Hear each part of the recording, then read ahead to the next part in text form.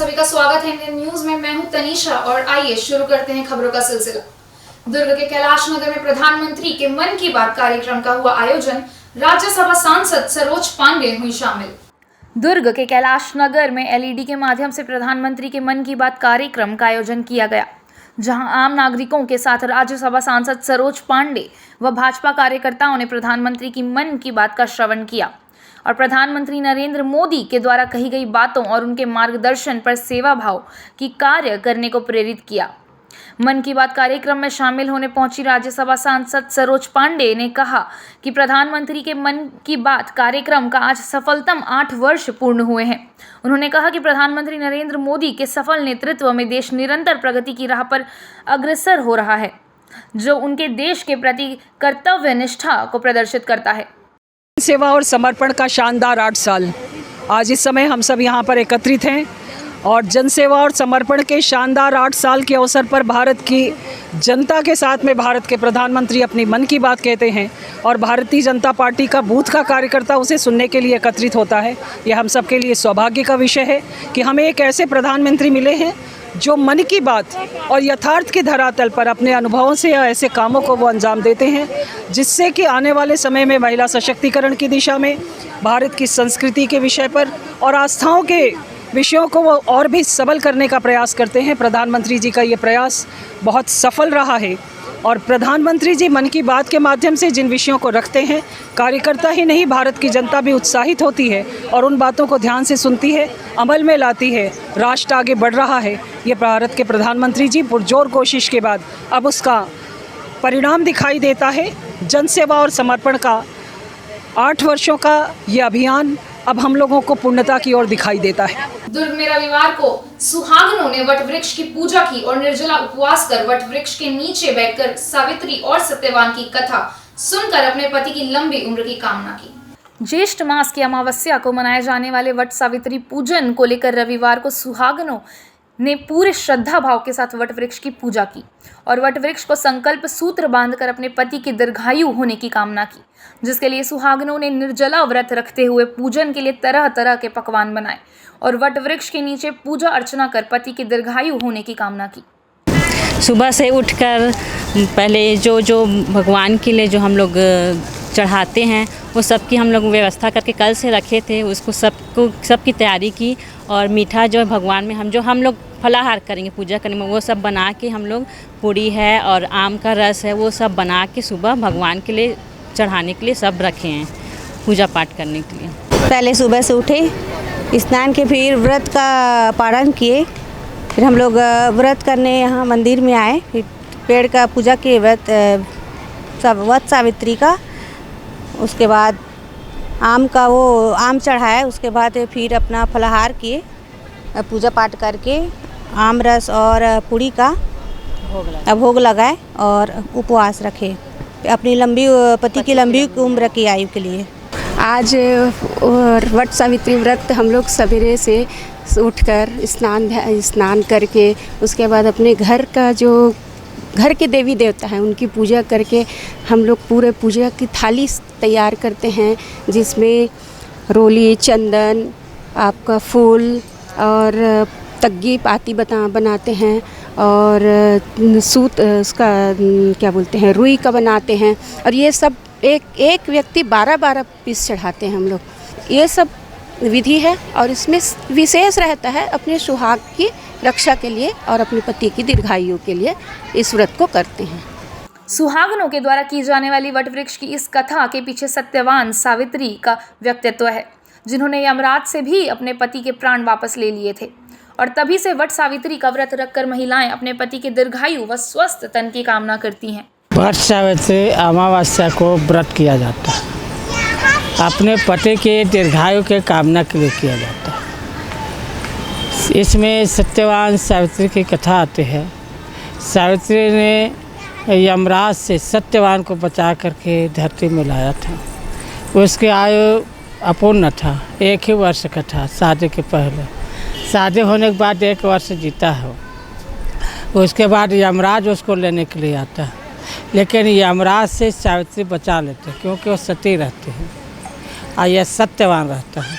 तो स्त्रियों में ये ताकत रहती है व्रत के प्रभाव से कि यमराज से भी अपने पति को बचा लेते हैं। इस उपलक्ष्य में ये वट सावित्री मनाया जाता है। ज्येष्ठ मास की अमावस्या को मनाए जाने वाले वट सावित्री का पर्व इस वर्ष रविवार व सोमवार को मनाया जाएगा। दरअसल रविवार को दोपहर से ज्येष्ठ अमावस की शुरुआत हो रही है, जो सोमवार की दोपहर तक रहेगी। बहरहाल वट वृक्ष की पूजा करने रविवार को पहुंची महिलाओं में इस व्रत को लेकर गजब का उत्साह दिखाई दिया, जिन्होंने पूरे श्रद्धा भाव से वट वृक्ष की पूजा अर्चना कर अपने पति की लंबी उम्र की कामना की। इंडियन न्यूज के लिए सुरेंद्र ठाकुर की रिपोर्ट। दुर्ग शहर की दुर्गति को लेकर भाजपा 1 जून को दुर्ग नगर निगम के समक्ष करेंगी विशाल आंदोलन। राज्यसभा सांसद सरोज पांडे होंगी शामिल। दुर्ग नगर निगम क्षेत्र की दुर्गति को लेकर भारतीय जनता पार्टी राज्यसभा सांसद सरोज पांडे के नेतृत्व में 1 जून को विशाल प्रदर्शन करेंगी। यह आंदोलन नगर निगम दुर्ग के समक्ष किया जाएगा, जिसमें दुर्ग के चारों मंडल के कार्यकर्ता शामिल होंगे। शनिवार को इस संबंध में राज्यसभा सांसद सरोज पांडे की उपस्थिति में एक आवश्यक बैठक का आयोजन किया गया, जिसमें इस आंदोलन को लेकर रणनीति बनाई गई। आंदोलन का मुख्य उद्देश्य नगरवासियों को उनकी समस्याओं से निजात दिलाने का है। भाजपा का आरोप है कि शहर के सभी वार्डों की साफ सफाई, पेयजल सप्लाई में अनियमितता, धूल से सनी सड़कें, अव्यवस्थित बाजार व जनता की मूलभूत समस्याओं का निराकरण शहर सरकार नहीं कर पा रही है, जिसको लेकर क्षेत्रवासी परेशान हैं। इन्हीं सब मुद्दों को लेकर भाजपा आंदोलन करेगी। इसे सफल बनाने की लोगों से अपील की गई है। इंडियन न्यूज के लिए सुरेंद्र ठाकुर की रिपोर्ट। भिलाई के जामुल थाना क्षेत्र में एक नाबालिग से छेड़खानी का मामला आया सामने। मामले में पुलिस ने आरोपी को किया गिरफ्तार। भिलाई के जामुल थाना क्षेत्र में एक नाबालिग से छेड़खानी का मामला सामने आया है। मामले में पुलिस ने आरोपी को गिरफ्तार कर लिया है। आरोपी के खिलाफ पॉक्सो एक्ट के तहत मामला दर्ज कर कार्रवाई की जा रही है। बताया जा रहा है कि आरोपी राहगीर अली पेशे से ड्राइवर है, नाबालिग के पड़ोस में रहता था। मामले का खुलासा तब हुआ जब नाबालिग की मां ने देखा। जब नाबालिग की मां ने उससे पूछताछ की तो नाबालिग ने उसके साथ की गई गंदी हरकत का जानकारी दी, जिसके बाद पीड़िता की मां अपने बेटे को थाने लेकर रिपोर्ट दर्ज करवाया। वहीं इस घटना के बाद स्थानीय लोगों में आक्रोश है। फिलहाल नाबालिग की हालत ठीक नहीं है। पुलिस ने नाबालिग का मेडिकल जांच करवाया है। रिपोर्ट आने के बाद आरोपी के खिलाफ धाराएं और बढ़ाई जाएंगी। 27 तारीख को ग्राम खेरदा थाना जामुल के अंतर्गत ग्राम आता है, वहाँ से एक नाबालिग बच्चे का परिजन थाना आकर एक लिखित आवेदन किए। नाबालिग बच्चे के साथ उसके प्राइवेट पार्ट पर एवं अप्राकृतिक कृत्य किया है।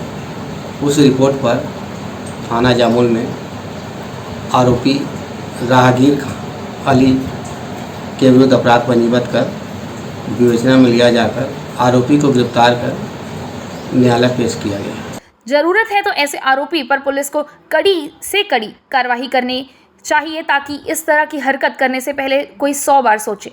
इंडियन न्यूज के लिए भिलाई से सुनील चौहान की रिपोर्ट। पत्नी के आत्महत्या मामले में पुलिस ने पोस्टमार्टम रिपोर्ट मिलने के बाद पति को गिरफ्तार किया। आरोपी के खिलाफ पुलिस ने धारा 302 के तहत जुर्म दर्ज किया। एसडीओपी देवांश राठौर ने बताया कि घटना की शिकायत के बाद पुलिस ने शव को पोस्टमार्टम के लिए शासकीय अस्पताल पाटन भेज दिया, जहां जांच के दौरान डॉक्टर द्वारा पोस्टमार्टम रिपोर्ट में यह क्लियर किया गया कि राजकुमारी की मौत मुंह एवं गला दबाने से हुई है। मामले को गंभीरता से लेते हुए रानी तराई पुलिस ने संदेही मृतका के पति घनश्याम यदू से पूछताछ शुरू की। इस दौरान पुलिस से आरोपी लगातार बयान बदल रहा था। फिर आरोपी पति ने बताया कि अपनी पत्नी एवं बच्चे को लेकर अपने ससुराल मंदिर हसौत पूजा कार्यक्रम में गया था, जहां ससुराल वालों द्वारा विवाद पर मारपीट किया। उसी बात को लेकर अपनी पत्नी से आरोपी झगड़ा करता रहता था। घटना के दिन उसी बात को लेकर पति पत्नी के बीच विवाद हुआ। आक्रोश में आकर पति ने खाट में रखे कथरी से अपनी पत्नी का मुंह दबाया और हाथ से गला दबाकर बेहोश कर दिया। बाद गमछा से गला दबाकर हत्या कर स्वीकार किया। हत्या को आत्महत्या दिखाने आरोपी पति ने अपनी पत्नी के गले में साड़ी को बांधकर फांसी पर लटका दिया। थाना रानी तराई के ग्राम मोरेंदा में थाने में सूचना प्राप्त हुई कि राजकुमारी यदू उम्र 25 वर्ष के द्वारा आत्महत्या कर लिया गया है, जिस पर से तत्काल मौके पर टीम उपस्थित होकर विवेचना में लेकर मर्ग कायम कर अपराध की जांच की गई। प्रारंभिक रिपोर्ट पीएम के आधार पर यह पता चला था कि इसमें आत्महत्या नहीं हत्या के भी कुछ संकेत हैं, जिस पर से टीम लगातार पूछताछ कर रही थी। आरोपी के मृतिका के पति घनश्याम यदू से लगातार पूछताछ करने पर अपना कथन बदल रहा था। बाद में पीएम रिपोर्ट प्राप्त हुआ जिसमें स्पष्ट खुलासा हुआ कि उसकी मृत्यु कर उसे फांसी में लटकाया गया था, जिस पर से आरोपी के पति को बुलाकर कड़ाई से पूछताछ करने पर उसने अपना अपराध कबूल किया, जिसने बताया कि जब वह अपने ससुराल मंदिर और पूजा कार्यक्रम में गया था तो उसके ससुराल वालों के साथ उसकी मारपीट हुई थी, जिस पर से अपनी पत्नी के साथ लगातार इस बात पर लड़ाई झगड़ा करता रहता था। घटना दिनांक को भी इसी बात पे उनकी लड़ाई हो रही थी, जिसमें पत्नी ने अपशब्द कहने पर वह उसे सहन नहीं कर पाया और गला दबाकर उसकी हत्या कर दिया, लेकिन उसे आत्महत्या का स्वरूप देने के लिए उसे फांसी पर लटका दिया था। अपराध कबूल करने पर अपराध दर्ज कर न्यायिक रिमांड पर जेल भेजा गया है। इंडियन न्यूज के इस न्यूज बुलेटिन में फिलहाल इतना ही। मुझे दीजिए इजाजत, हम फिर मिलेंगे हर पल हर क्षण हर सच के साथ। नमस्कार।